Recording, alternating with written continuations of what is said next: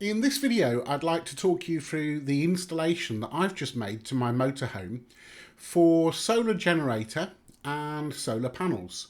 So this isn't your standard installation of solar that normally people would have to their motorhomes, but my requirement was a little bit different, and with a little bit of thought, I think I've actually achieved something possibly as good as, or maybe even better than the average install of solar. So let's have a look at what I did.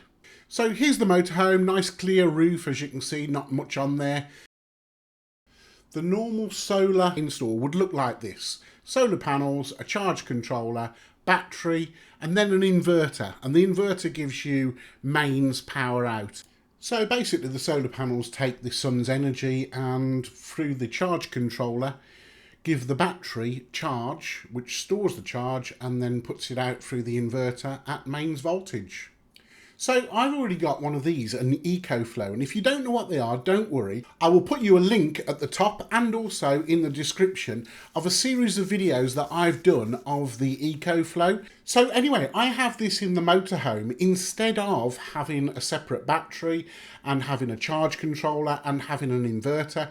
And this to me forms the big part of the electrics for my motorhome. So this is what I'm hoping to achieve. A couple of panels going into the Ecoflow, which has got a built-in charge controller, a built-in inverter, and also a built-in battery. I started off by ordering off Amazon one of these Renogy 100 watt solar panels, which I've used before and I know that they are really, really good. I also ordered off Amazon one of these mounting kits, and I then set about attaching the mounting kits with screws, stainless steel self-tappers onto the panel. I then took a trip down to Screwfix and bought a bag of bits, stuff that I would need going along through the installation. I'd kind of planned it out in my mind how it was going to work. So yeah, I knew basically what I would need. So I bought some cable, I bought a junction box, I bought some Ecoflex and some trunking. I also bought some of these connectors. These are called MC4 connectors and they're kind of the standard solar waterproof connector, and they'll go on the end of the cable.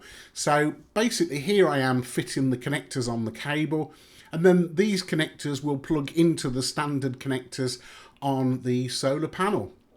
So here I am just tidying up the cabling and also threading the cable through the junction box, which will be made watertight when I fit it with Ecoflex onto the roof.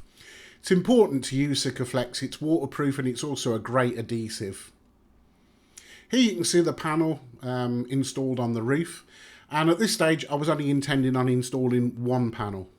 I also bought this little cable off eBay. I only needed the yellow part of the cable. This plugs into the Ecoflex.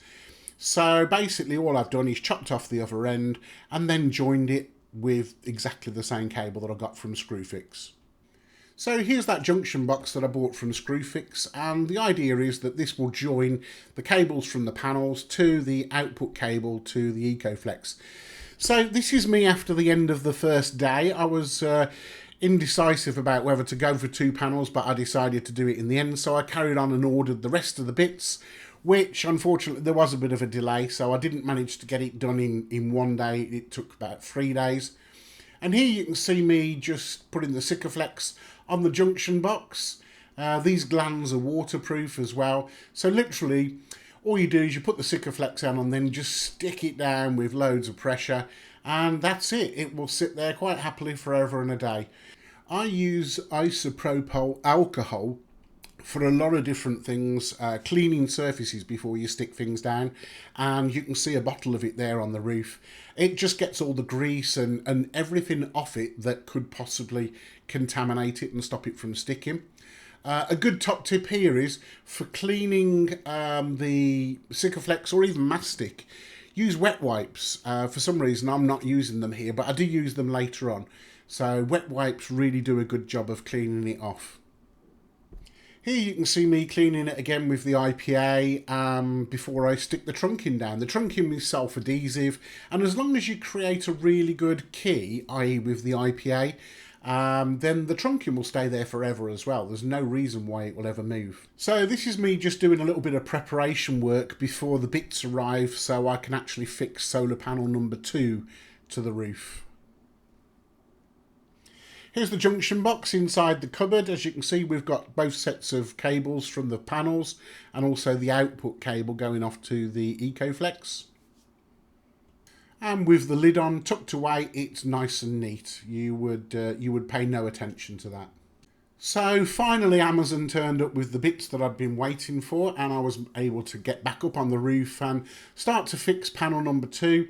So this is me applying the Ecoflex to the mounts. It's not particularly an easy job to do on your own, but it's not impossible, as you can see. So again, going around all 6 fixings and applying a liberal amount of Ecoflex. You know, if you put too much on, it will just splurge out and then you can wipe it off. If you don't put enough on, then you probably will regret it forever.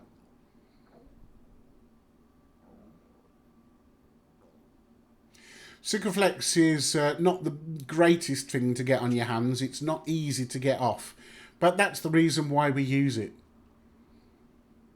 I've already marked the roof out as well, so I know exactly where the panel needs to sit, just so that it looks the same as the one on the other side.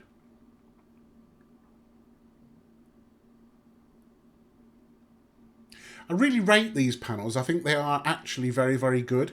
Obviously, the truth will come out as I go on and use it through the season, but so far, you know, I've been really impressed. I have seen somewhere in excess of 95 watts, and taking into account their 100-watt panel, that's not bad actually. The Ecoflex that I've got will actually take a maximum of 200 watts, so and if it goes over, it will just trip. So there you are, that's the actual installation onto the roof, all but a little bit of tidying up. Need to put the capping back on that bit of trunking. The reason why I'm using trunking is just to keep the cables neat. Plus also, the cable isn't UV stable. So, you know, over a period of time, that cable could break down.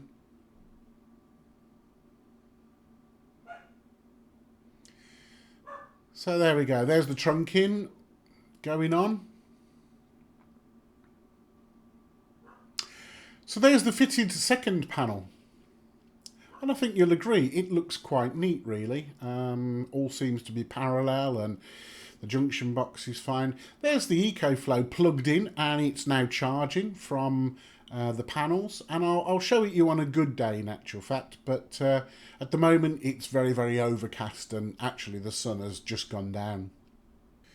Now, what I'm about to show you is quite contentious and I know it'll raise a few eyebrows. But at the end of the day, it suits my purposes. I know what I'm doing and I accept the risks. But my advice to you is absolutely do not do this unless you completely and 100% understand the risks that you're running. So I created this little cable and I can imagine eyebrows being raised at the moment and people getting ready to type a warning and emails to me and whatever. I know what I'm doing. At the end of the day, I accept the risks and I'm very, very careful. It enables me to plug the Ecoflow into a main socket in the van and basically electrify the electrical circuits. It's all protected because the Ecoflow has got an output protection. Obviously, you don't do this lightly. And in fact, I would strongly urge anybody not to do this. I'm fortunate in the way that only I will be using the van, and I absolutely know the risks that I'm running. So there you go. This enables me to run various things such as the charging circuits and also the fridge and also the microwave. So I don't have to physically plug those devices into the Ecoflow. I can just plug the Ecoflow into the ring main and then the ring main becomes electrified. Obviously, you need to ensure every single time that you don't leave this plugged in because if you plug this in and you then plug it into the shore power, then you're going to end up with a surprise. But as I say, I'm a big boy and yeah, I'm happy to take the risk for the benefits. So there you go. I hope you enjoyed it. And if you have got any comments, then feel free, go ahead and put those down below. Please don't give me any abuse about the last thing that I showed. Anyway, if you have liked it, don't forget to click that like button. And if you'd like to subscribe and watch other videos like this, then go ahead and click that subscribe button. So thanks very much for your time. Until next time, take care. Bye-bye for now.